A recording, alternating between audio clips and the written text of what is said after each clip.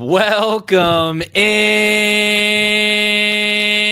to the Punt and Pass podcast. I'm your host, Drew Butler, joined alongside my co-host, Jake Fromm. Be sure to follow us on social media. We are at Punt and Pass on X and Instagram. I am at Drew Butler. He's at Fromm Jake. puntandpass.com, the number one destination for all things college football. Well, it is the last weekend of September, and Jake, it is an unbelievably loaded slate of college football games. That's right. Week 5 is on deck. Appreciate everybody tuning in to our YouTube channel as well. Please head over there, rate, review, and subscribe as always. And we appreciate you watching us on TV here in Atlanta on Atlanta News First and Peachtree Sports Network. Oh, yeah. Georgia, Bama. You got LSU, Ole Miss. You got Oregon, Penn State. We have so much to talk about and break down. This is going to be an unbelievable episode of Punt and Pass. How are you, Jake? Man, I'm doing great. I'm fired up for this awesome weekend of college football. It's going to be hectic here in Athens. It's going to be a long day watching these games, giving our all for the Dawgs on Saturday night, and then coming in with a great post-game show that I know you're pumped about. It's going to be awesome. So I'm fired up. Can't wait to dive into it here on this podcast, the Punt Pass. Yeah, what Jake is alluding to is if you will be in the Athens area, Jake and I are doing our pregame show live at Creature Comforts Brewery. I'm sure downtown is going to be on absolute fire Friday, Saturday, probably Thursday night as well. Hell, it's probably fired up right now as we're recording this on a Wednesday around 9 p.m. But we'll be down there, so come swing by, say hello, and then we'll be doing a post-game show as well after the Georgia game. So I'm fired up. I'm bringing all my girls to the game, minus Olivia, our little one. She's staying at home. But we're going to have a full day. We're fired up. I'm sure a lot of people listening to the podcast are probably either getting the juices flowing for the big college football weekend ahead. Maybe you're on the way to Athens. Anyway, we appreciate you listening. Hey, this episode of Punt and Pass is presented to you by our awesome partners over at PrizePicks. Let me just say this, Jake. I don't know if you saw the news, but PrizePicks sold a majority stake in the company to a Swiss gaming giant called Allwyn. Massive congratulations to University of Georgia graduate and founder of PrizePicks, Adam Wexler. Well-deserved. Boy, Adam. Very well-deserved. A huge congratulations goes out to Adam. I always say it. I'm proud to have been the first ever podcast partner of PrizePicks. And guess what? Week 5 of college football, the Ryder Cup this weekend, NFL football. There's no better place to be than PrizePicks. Download the PrizePicks app. Use the promo code PUNT. P-U-N-T, PUNT. You get $50 instantly when you play your first $5 entry. Win or lose, use the promo code PUNT. Boom. You get $50 instantly. This weekend, they have a Jalen Hurts max discount. That, of course, is the Eagles quarterback. He just needs one passing yard. He's going to get that. Add him into your lineup. Add him into the DB3 piece. You can win money. Sports plus cash equals PrizePicks. Download the PrizePicks app. Use the promo code PUNT. Follow them on social media at PrizePicks or go to PrizePicks.com. Use the promo code PUNT. Tell a family member. Tell a friend. DB3 piece coming up in just a little bit. Shout out to PrizePicks. And this episode of Punt and Pass is brought to you by Humberto Injury Law. If you've been hurt in an accident and need a team that fights for you like we fight on the field, Humberto Injury Law is here for you. Humberto and his team know what it takes to win, and they'll stand by your side every step of the way. Visit HumbertoInjuryLaw.com to learn more or call them 24/7 at 770-888-8901. 770-888-8901. That's 770 area code, same one as mine. That means you're an OG Atlantan. Humberto is. His team will win for you. They've won for me. Go visit them at HumbertoInjuryLaw.com. All right, Jake, I was doing some show prep, and I was like, I think we should do 25 minutes on the Alabama-Georgia game. But before we get to that, the SEC made an announcement. We covered it on Monday's podcast of who each team's common 3 opponents will be. Chris Lowe scooped it. Credit to Chris Lowe. We discussed it. We talked about the rivalries lost. We talked about the new 3 common opponents, Georgia, of course, Auburn, Florida, and South Carolina. But the SEC went ahead and said, hey, you want to know who you're playing through the year 2029? We can give that to you right now. Of course, the dates are not announced yet. However, each home and away opponent for all SEC schools have been announced. Jared has a great graphic. He'll throw it up on screen. Jared, you can leave it up for a little bit. I'll tell you when to take it down. But Georgia's football opponents through the football seasons 2026 to 2029 have been announced. Jake, first thoughts here. I cannot believe the SEC is sending Georgia back to Tuscaloosa next year.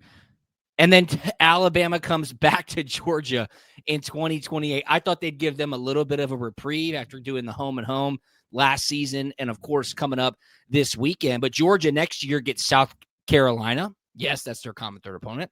They get Missouri at home. They get Vanderbilt at home, some old SEC East rivals. They get Oklahoma at home. That will be an awesome game. As mentioned, back to Tuscaloosa, back to Fayetteville, Arkansas. I played in Fayetteville back in 2009.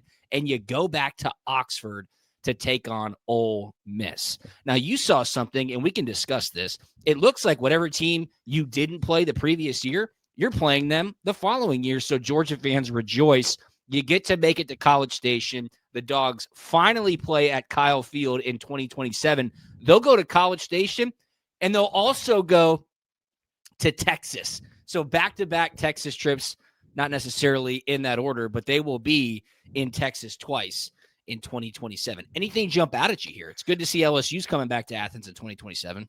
Yeah, that'll be a very, very cool matchup. I mean, they expanded it. They went from 8 games to 9 games. They're trying to get all these matchups in. I guess we thought it was on a 4-year rotation, but it looks like you're playing everybody every 2 years. That's right. So whoever's on that 2026 schedule, then it kind of flips back to 2028 and then just so on. It's like a every other year type of deal, obviously with your main core 3 keeping the same throughout the year: Auburn, Florida, and South Carolina. So I imagine this is pretty standard across the board in the SEC. Drew, you would know this.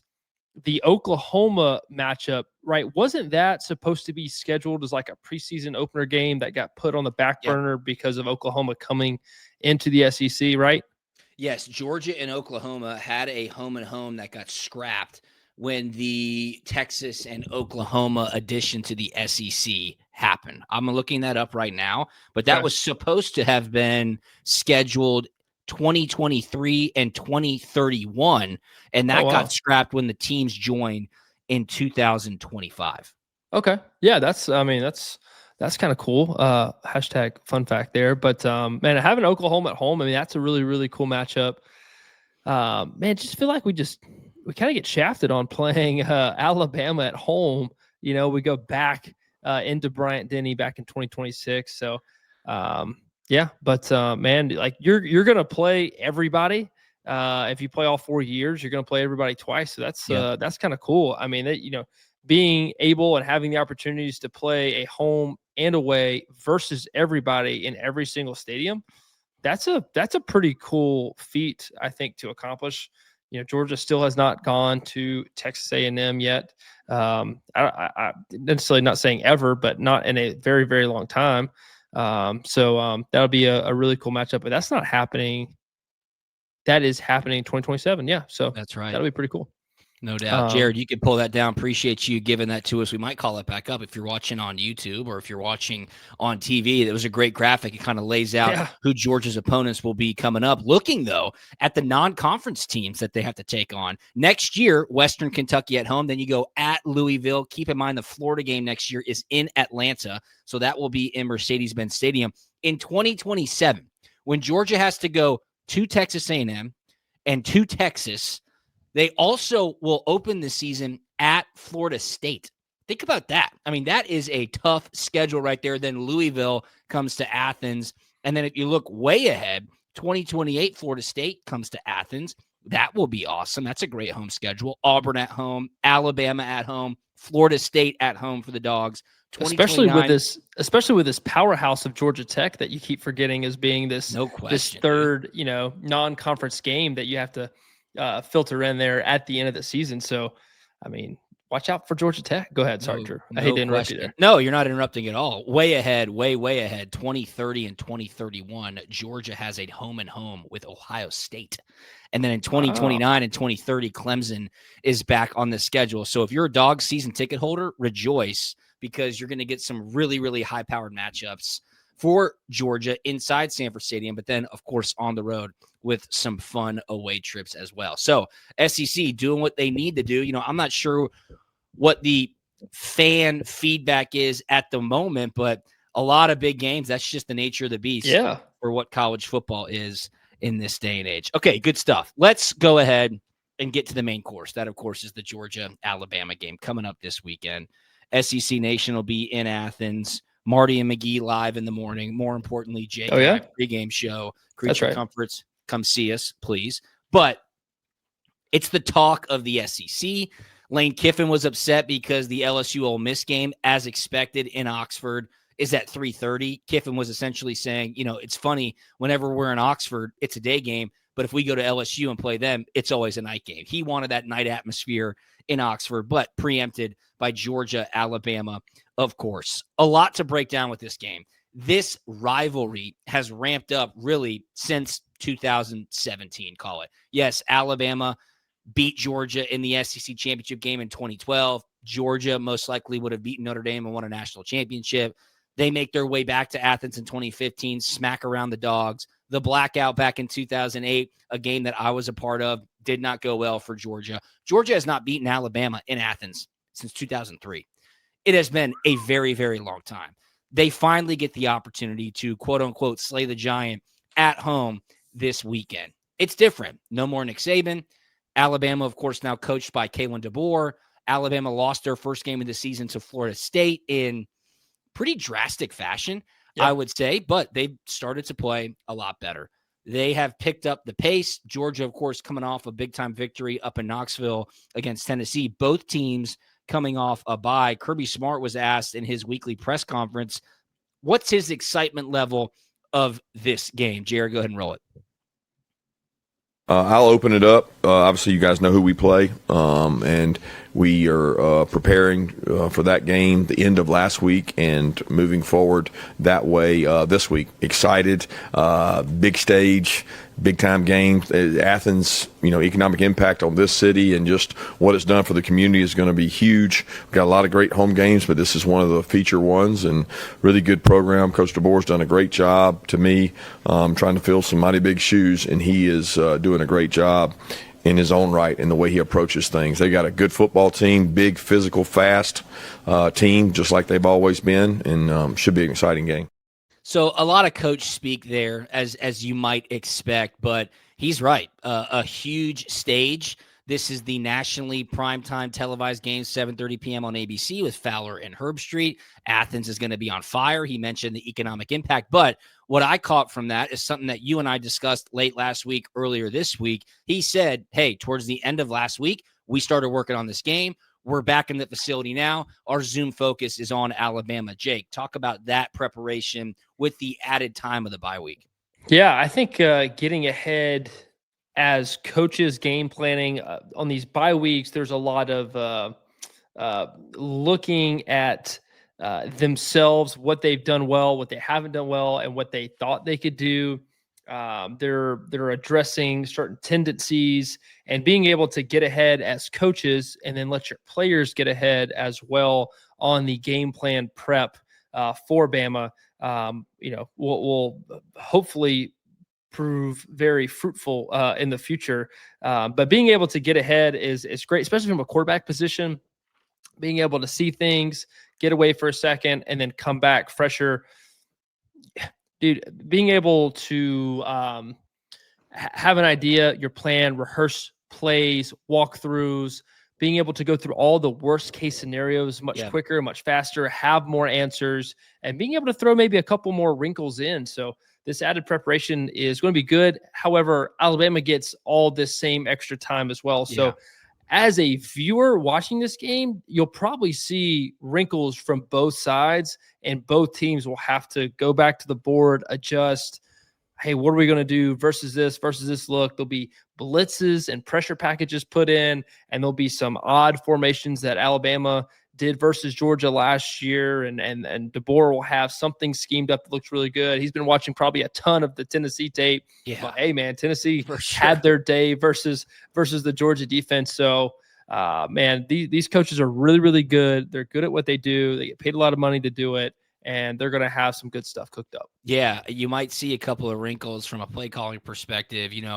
Georgia had alluded to pulling some NFL run schemes out of the bag when they played Tennessee. I do want to mention one run scheme. Did you see the Lions touchdown in Monday Night Football? It was like a pistol formation. They pitched it to, I think, David Montgomery, and Amon-Ra St. Brown was coming around like on a jet sweep motion. And then Montgomery pitched it to Amon-Ra St. Brown. That was such a sick play call. I believe it was on a 4th down as well. Yeah. Incredible, Jake. I watched that. I was like, that was awesome. Yeah. So that's Coach Campbell's play. So he put it in something we worked all year last year. Was it jet motion, or was it like a pistol? No, it's like it's a strong, it's an I formation, but Amon-Ra St. Brown, he's the fullback in that scenario. He's flex strong. Gotcha. And it's kind of like a fullback dive. He takes it on the outside and then flips it to the running back off the pitch defender. Man, excellent play. It's so cool. Obviously, it's even better when it works. Coach Campbell, he has the cojones to do that in those types of big time situations. But man, when your team knows that your head coach is going to say yes to going for it, and then yes to calling on this play, man, the confidence that just brings to the guys executing the play is awesome. And so, man, they're able to do some really, really cool stuff because of their head coach. And so that play's been in the cooker for a very long time. I'd love to see that. Year. Hopefully one of those teams running on Saturday night, because that was awesome. I don't know, based on pre-snap formation, if teams would have their antennas run up for something like that to come. But I bring that up to say, hey, with the extra bye week, watching all this tape across the SEC and the NFL, you could definitely see something like that you have not seen before from Georgia or Alabama. Speaking on Alabama's behalf, Ty Simpson, their quarterback, has really picked up the pace. He's balling. He's chucking it downfield to Ryan Williams. I think a lot of Georgia fans are probably saying need the defensive secondary to tighten up because we got shredded by Tennessee. Kirby Smart has noticed it as well. Here's what he said when asked about Bama's quarterback, Ty Simpson, in his weekly press conference.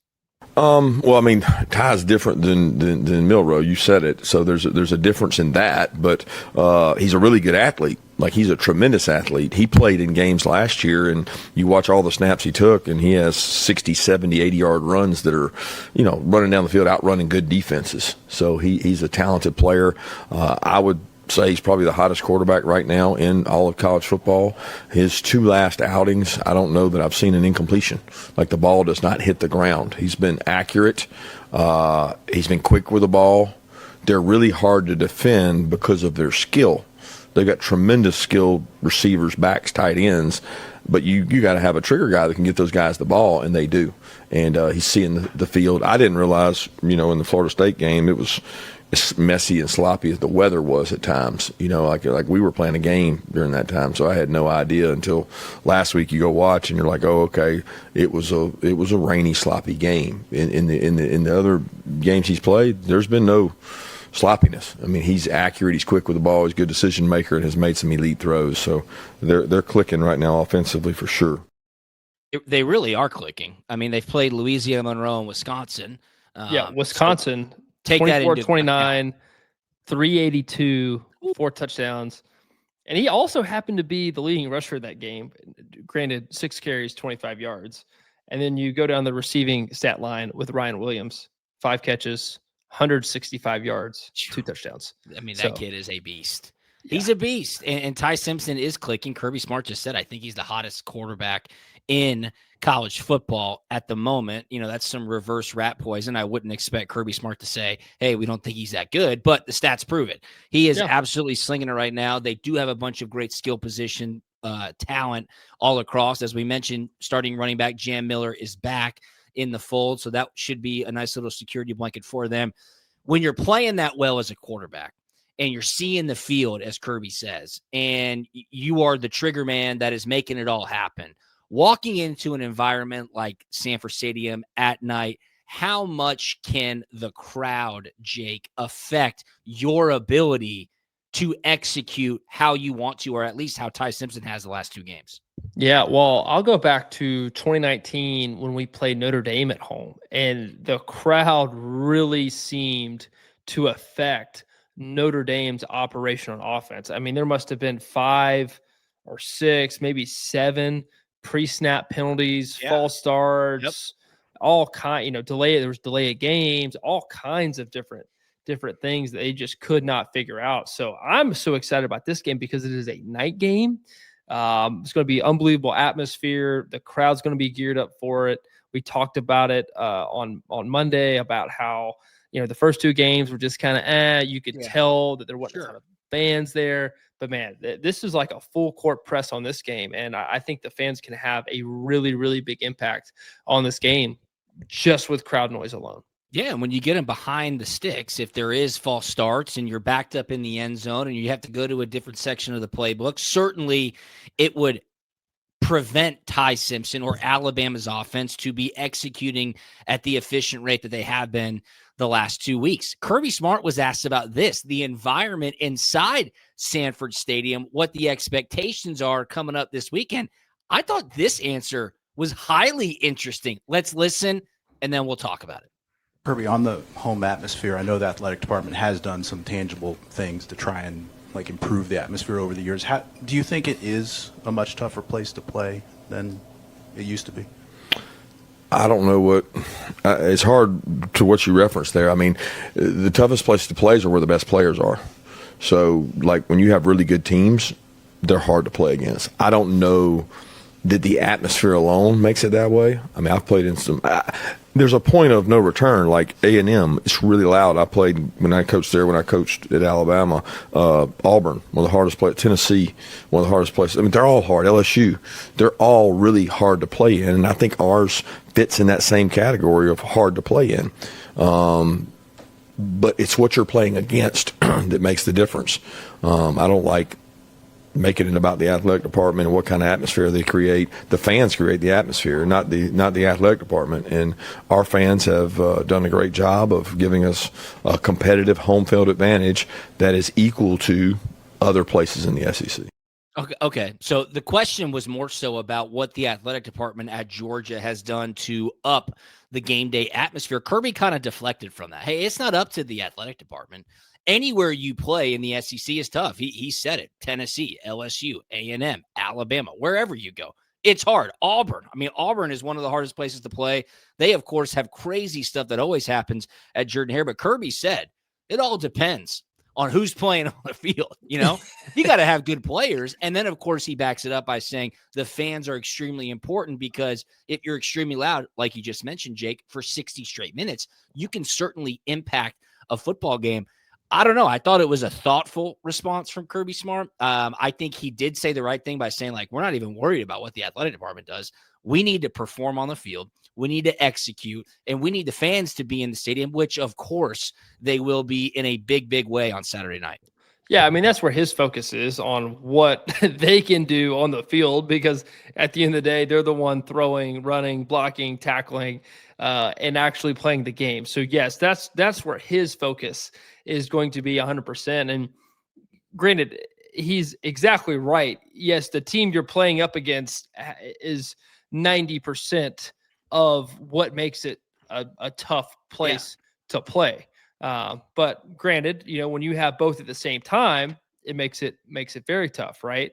When I was playing, we would go to Tennessee, and would Tennessee be loud? Yeah, absolutely. But they'd be loud for 5 minutes into the first quarter. Right. And that would be it. Now, I mean, if we were down trying to have a 2-minute drill, fourth quarter comeback, and just as loud, and I needed to make a check, and this guy couldn't hear me, he ran the wrong route. Well, yeah, then there's a fan factor in that. So it's all a formula. How much of this, how much of that? It's all kind of on a spectrum. But I mean, at the end of the day, these guys are the ones playing. That's where it happens. But I do think there is a fan factor, noise factor that can play it can have a huge impact in the game, especially versus a young team, a new team, a quarterback that may not be as prepared or experienced going into an environment like this. Yeah. How much do you think the players at Georgia are aware of or are thinking about or are hearing about just the recent history of this rivalry? I mean, Alabama has won 9 of the last 10 games over Georgia. Of course, the one victory for the Dawgs being in the national championship game. But, even going back to last year, like the first half was just a catastrophe. And then, of course, Georgia makes an unbelievable second half comeback and falls just short. This is the monkey on Georgia's back. It just is, Jake. I don't know what else there is to say about it, but Georgia's reached the mountaintop. Georgia's won back-to-back national championships. Georgia has won so many games, a 33-game home winning streak at the moment. Do you think that's even a thought inside the locker room for Georgia? It's very tough to say. I mean, you have a younger team. Yeah. How much does this really matter? Saban's not there anymore. Yep. Like he was Darth Vader over there, right? No He's the guy has that scare factor for players and arguably for coaches too, man. Like don't forget about the coach versus coach impact on this. I mean, let me tell you, there's mind games being played there, upstairs in the coaches' offices as well. So can't forget about that. How much is it really like? Do I think Gunnar cares? Not really. I really don't think Gunnar cares. Not that he didn't care about the game, but I don't think no scar tissue. Yeah, not a lot of these guys do. The only person that you can really make the argument that has is Kirby Smart. Yeah, really, really just him. I've got scar tissue as a fan. Yeah, believe me, right? It's the fans and the talk in the chat are really more than anything. And even for Kirby, like we said, Saban's not there anymore. Obviously, the one last year with DeBoer, but to me that was a slightly different situation. Yeah, because that's in Alabama. It was at Bryant-Denny, so it's a little bit different. I think this one's a pretty clean slate. All right, personally. I like that. But I see but CBS had a great graphic. You mentioned lost 9 out of the last 10 to Alabama. This is the graphic from CBS. Georgia since 2017, 1-6 versus Alabama, and 99-8 versus everybody else. Yeah, what's even crazier about that, and again, this is scar tissue. None of these players have even been a part of these games, and I hate to bring up bad memories, Jake, but like in 2018, out of 120 minutes of playing 2 games, they led for like 119 minutes, and they lost both games. Yeah. You're like, that was the scar tissue where you're sitting there going, oh my gosh, will we ever get over the hump? And then, of course, Indianapolis happened in the national championship, one of the top 5 happiest days of my life. I can just go ahead and say that. I've had 3 kids and I've gotten married. That's 4 others. I'll just tell you that right there. It's the coolest thing ever. So awesome. I've never seen so many people as collectively happy than after Georgia beat Alabama in the concourses of Lucas Oil Stadium. Tears, smiles, hugs, just passing COVID from one to another, and nobody cared. It was awesome. Now, will that happen this weekend? I don't know.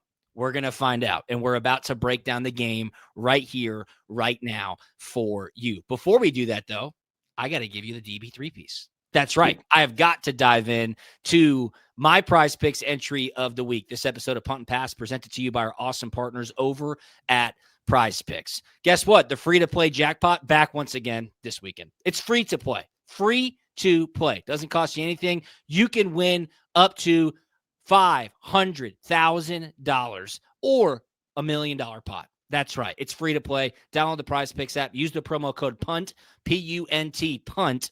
And when you do that, you play your first $5 entry. You get $50 instantly, win or lose. All right. Got it right here. The DB3 piece for week 5. We'll start with the game that's a top 5 matchup, top 6 matchup, however you look at it. Oregon, Penn State. Number 6, Oregon, going to Penn State. We'll talk about it when we go inside the 5. However, Dante Moore, Oregon's quarterback, is off to an awesome start. This line stinks to me Penn State's a 3.5-point favorite. I think Oregon's going to go in there and absolutely wax them. I really do. Dante Moore right now at PrizePicks, a passing touchdown. He's getting more than that. Yes, it's got the little green goblin next to it. So you throw this into your entry, you're going to be in good spirits. Dante Moore, Oregon quarterback, more than a half a passing touchdown. Now let's go to Athens, okay? Zachariah Branch is a dog. He's got to be a big-time piece of Georgia's offense this week. Of course, Alabama's going to try to slow him down. You got to get him the ball anyway, anyhow. Zachariah Branch, more than 43.5 receiving yards. Zachariah Branch, more than 43.5 receiving yards. And the last part of the DB3 piece, Ryan Williams is going to get his. I'm sorry, guys. He will. Ryan Williams, Alabama wide receiver, more than 62.5 receiving yards. That's the DB3 piece. It will cash if you want to. Throw the Jalen Hurts max discount in there as well. Jalen Hurts, more than 1 pass a yard. That is guaranteed to happen. So there you go. DB3 piece. Dante Moore, Oregon quarterback, more than a half a passing touchdown. Zachariah Branch, Georgia wide receiver, more than 43.5 receiving yards. Ryan Williams, Alabama wide receiver, more than 62.5 receiving yards. Download the PrizePicks app. Use the promo code PUNT. You get $50 instantly when you play your first $5 entry. Will this game be won in the fourth quarter? I don't know. But we do know one thing. Most football games are won in the fourth quarter, and cases are won with relentless effort. Humberto injury law never lets up. They fight until the final whistle for every client. They did it for me. They can do it for you. If you need a team that won't quit, check them out at humbertoinjurylaw.com or call them 770-888-8901. 770-888-8901, the best personal injury or workers' comp attorney in the city of Atlanta. Head on over to humbertoinjurylaw.com. Shout out to mi amigo Humberto. All right, let's go inside the 5. 17th ranked Alabama at 5th ranked Georgia, 7:30 p.m. on ABC. The Georgia Bulldogs are a 3-point favorite. The total is 52.5 points. Georgia so far this season, Jake, 0-3 against the spread. They have not covered a game against the spread. This line open, Georgia was a 4.5-point favorite. All the money right now is on Georgia, and the line is going the other way. That does not make me feel good in the stomach. It does not, because that means the sharps out in Vegas are hammering Alabama. Give me Alabama. I don't know if that matters, but that's the action right now. Dogs sit as a 3-point favorite heading into this game. Talk to me, Jake. Well, that doesn't matter to me what they do, good. What they bet on. Good. Because I have my own thing, and it's called my gut and my intuition. And I like the Dogs in this one. I do. I really do. I think playing them at home is going to be a big factor. I think Gunner and his confidence that he left Knoxville with is going to be a huge factor in this game. What we need to do to win is run the football. Absolutely. Run the football and limit explosives. And I think it's a very, very happy night for Dogs and Dogs fans everywhere. But this is going to be a quarterback matchup, and I really think which quarterback plays better. And I think Gunner will play better. It doesn't matter how hot Ty Simpson is right now. He is as hot as it gets. But I'm really liking Gunner to go out and have a big game this game. One of the things that I'm looking at most heading into Saturday night is early down success, both for Georgia and Alabama. If Alabama doesn't get it, that's tough, because that's when the crowd gets involved. But go ahead. Sorry, I totally just threw you. No, you did not. You're doing. That's exactly what I need. Because if Alabama gets to second and manageable and then third and short, that's not good. That's not good. They're going to be converting first downs. They're going to be holding on to the football. They're probably going to be getting into scoring range. It just makes for a very, very long and arduous game for Georgia's defense. On the flip side, if Georgia is able to win the early downs and Gunnar Stockton, who of course got great experience a week ago in Neyland in a tough environment, is not having to fight on 3rd and 10, 3rd and 8, obvious passing downs. That, to me, is the key to this game. Early down success. Alabama's defense is 119th in third down defense. Get to third and short, third and manageable, convert, hold on to the ball. Georgia dominated Tennessee in time of possession.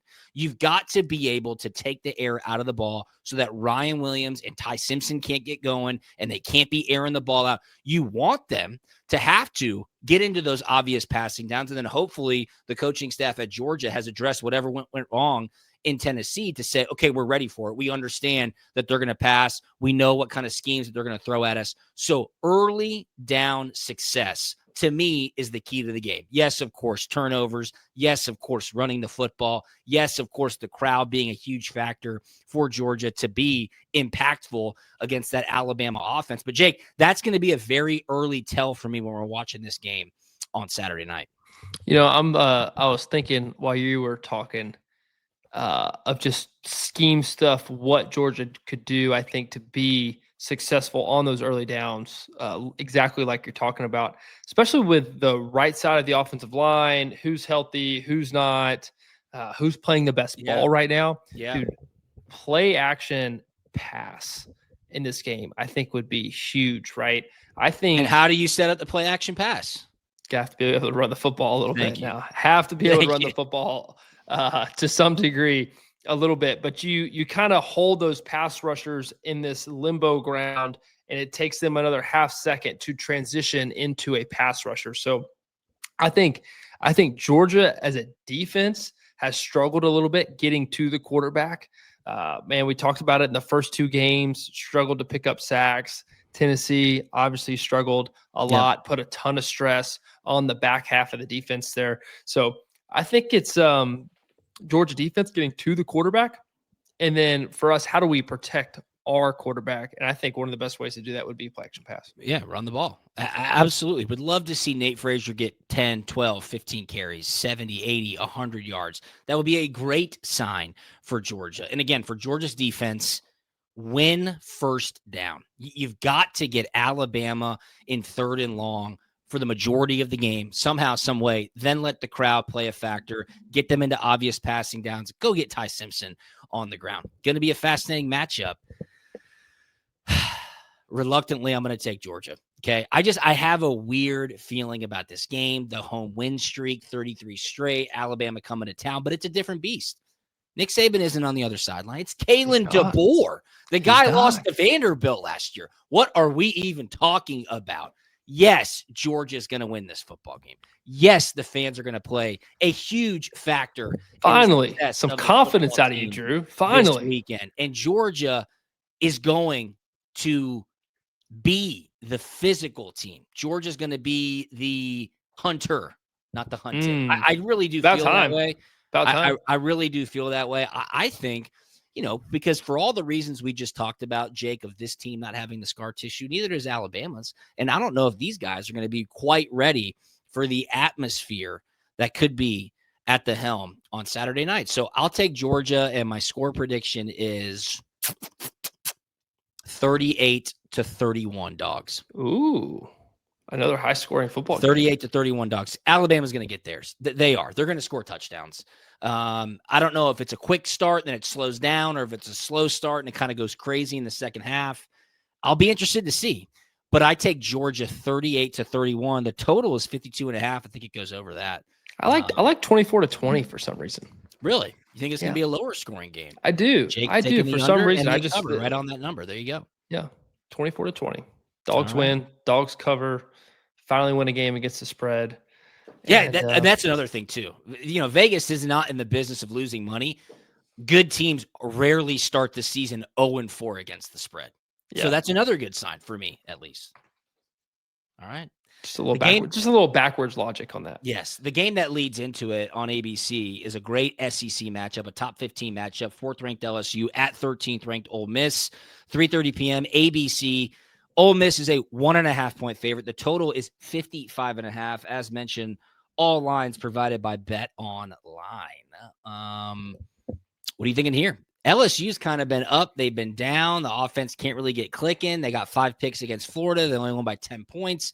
Lane Kiffin needs to beat LSU. We did not talk about Lane Kiffin's daughter, quote unquote, launching her relationship with, is that the linebacker for LSU. Weeks is his last name. And then Lane Kiffin comments on an Instagram post to take the over, essentially saying, we're going to hammer this kid. He's distracted. We're putting up points because he's dating my daughter. I do like that.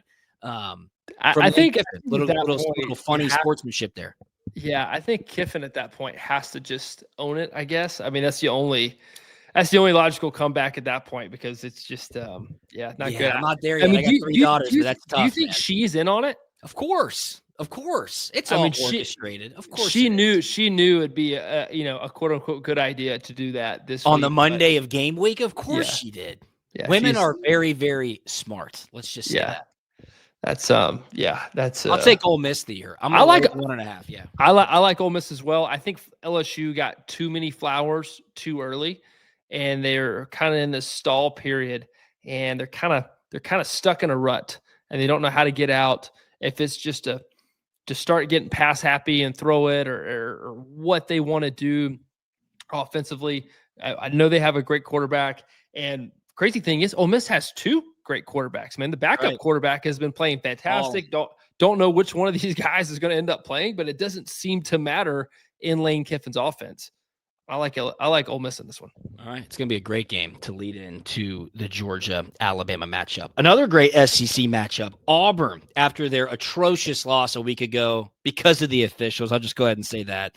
They'll be in College Station taking on 9th-ranked Texas A&M. This one's at 3:30 p.m. on ESPN. Texas A&M, a 6.5-point favorite. That surprised me. The total is 53. I think Auburn sneaks this one. I think so, too. I have Auburn written down. I think they win it outright. I think it's too many points. I think Hugh Freeze has got something up his sleeve this weekend. They get some revenge after what happened last weekend. They got a lot of talent at the wide receiver position. So I like Auburn as a live road dog in College Station as well. The big game in the Big Ten, 6th-ranked Oregon at 3rd-ranked Penn State, 7:30 p.m. on NBC. Penn State somehow is a 3.5-point favorite. Oh, my goodness. The total is 4.5. I think Oregon blasts them. I'm taking the 3.5. I think this game goes way over. Oregon might score 50 on their own. I'm telling you that right now. I love Dan Lanning in Oregon at Penn State. Whiteout game. Give it to me. Dan Lanning has taken the motivation and messaging playbook from Kirby, and he has these Oregon Ducks fired up. They're on a mission. It's them versus everybody else. I mean, Oklahoma State got that waxing, and obviously Coach Gundy, he gets fired. But I'm exactly where you're at. Oregon in a waxing, because they are on it right now, and it's just whoever's up next, they're getting it. And Penn State hasn't played anybody yet, and their quarterback hasn't. They haven't looked good, and they haven't looked that good. I know. All right, last game, an SEC game. 15th-ranked Tennessee hitting the road to go to Starkville against Mississippi State. This is your SEC network game at 4:15. Tennessee's only a 7.5-point favorite. The total is higher at 64. Watch out. I kind of like Mississippi State here. Jeff Lebby's got those boys playing. Yeah, I'm scared because Tennessee. This is a bad spot for Tennessee to lose twice, right? Coming off a very emotional loss. I like Tennessee in this one, man. Okay. Mississippi State, they've already used up all their magic. They beat Arizona State there at home. I think the Magic's, they only have so much magic, and they've already used it up. Give me Tennessee. Going to be a magical weekend, no doubt about it. Special thanks to PrizePicks for presenting this episode of Punt and Pass. Download the PrizePicks app. Use the promo code PUNT. Instant $50 when you play your first $5 entry. The DB 3-piece will be up. Please tail it. And remember, this episode is brought to you by Humberto Injury Law. Humberto Injury Law is your first call when accidents happen. Don't wait. Visit HumbertoInjuryLaw.com today to learn more. Humberto Injury Law, protecting people, fighting for justice, winning results. That's HumbertoInjuryLaw.com. Follow us on social media. Subscribe to us on YouTube. You know where to find us. Jake, anything on the way out, my man? No, man. It's going to be an awesome weekend of college football all day long. Can't wait to watch it with you at Creature Comforts, man. It's going to be fun. We'll be there. Thanks for tuning in. Thanks for watching, and we will talk to you next week. See ya. We out.